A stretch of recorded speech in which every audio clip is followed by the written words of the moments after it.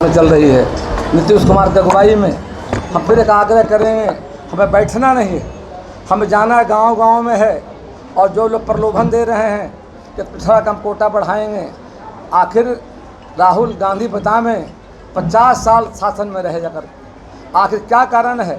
पिछड़ा वर्ग आयोग को मतलब उन्होंने संवैधानिक दर्जा नहीं दिया, क्यों नहीं? जिस जहाँ सरकार चल रही थी उनकी कोटा बढ़ाने का काम किया। अब जब चुनाव आया है तो कहते हैं कि भाई नौकरी में कोटा बढ़ाएंगे। आखिर जब सरकार पहले आपकी थी उस समय क्यों नहीं बढ़ाने का काम किया? तो हमें ऐसे लोगों से, जिन लोगों ने आरजेडी लोग, कांग्रेस के लोगों ने ठगने का हमें काम किया है, उनके बहकावा में नहीं जाना है। सभी साथी एकजुट होकर के हम लोग गांव-गांव में जाएंगे और अति थोड़ा वर्ग का एक-एक वोट आने वाले समय में एनडीए प्रत्याशी को भारी मतों से विजयी बनाकर नरेंद्र भाई मोदी के हाथों को, नीतीश कुमार के हाथों को मजबूत करने का काम करें।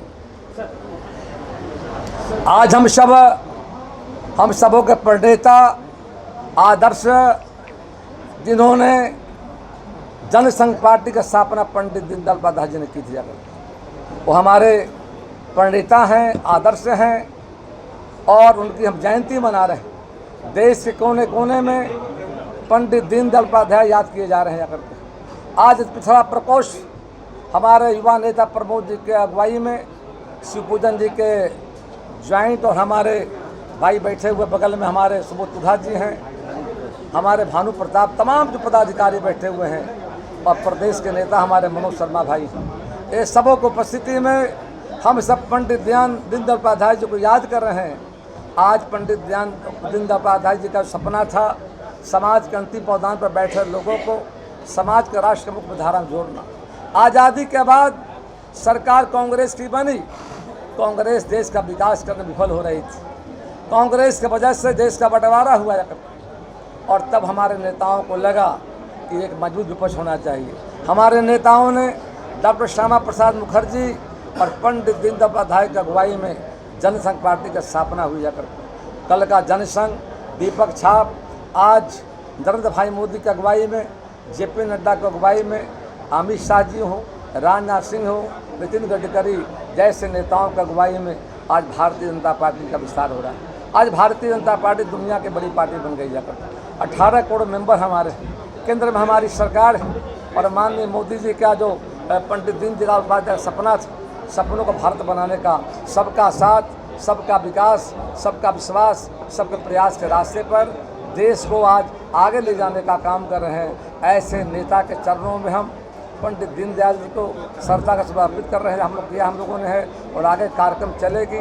हम सबों का एक ही अभियान है कि आने वाले समय में फिर बिहार में एनडीए की सरकार ने जो नीतीश कुमार, भाजपा जदयू की सरकार ने जो बिहार में पिछड़ों के लिए काम किया है, हम ऋणी उनके हैं। हम आने वाले चुनाव में हम सबों का एक ही संकल्प है, फिर से एनडीए की सरकार को लाएंगे, नरेंद्र भाई मोदी के हाथों को मजबूत करेंगे और नीतीश कुमार के हाथों को करना, यही सच्ची श्रद्धांजलि पंडित दीनदयाल उपाध्याय के प्रति होगी।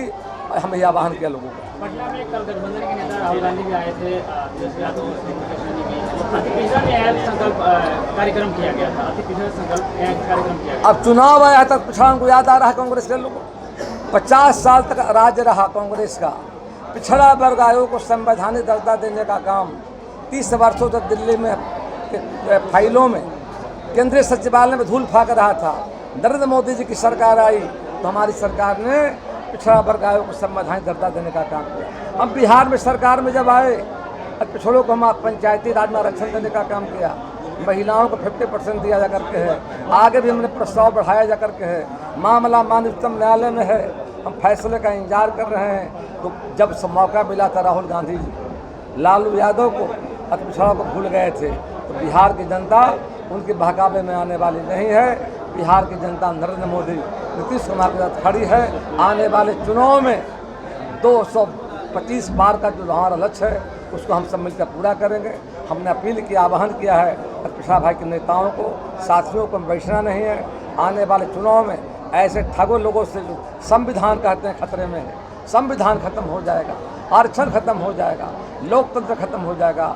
ऐसे लोगों बहकावे में अति पिछड़ा वर्ग के लोग, अनुसूचित जाति के लोग आने वाले नहीं हैं। पूरा बिहार नरेंद्र मोदी, नीतीश कुमार के साथ खड़ी है। फिर से हमारी सरकार बनेगी।